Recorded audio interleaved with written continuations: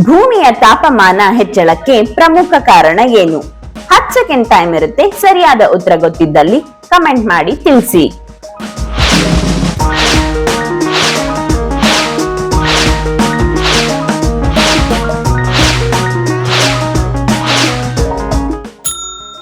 ಸರಿಯಾದ ಉತ್ತರ green house effect.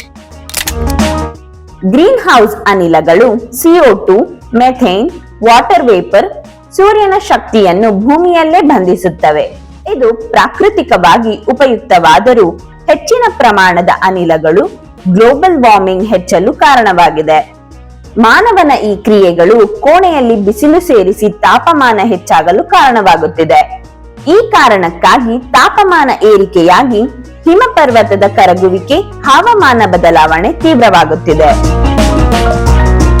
ಇದೇ ತರ ಮತ್ತಷ್ಟು ಉಪಯುಕ್ತ ಮಾಹಿತಿಗಾಗಿ ನಮ್ಮ ಚಾನೆಲ್ ಅನ್ನ ಈ ಕೂಡಲೇ ತಪ್ಪದೆ ಸಬ್ಸ್ಕ್ರೈಬ್ ಮಾಡ್ಕೊಳ್ಳಿ.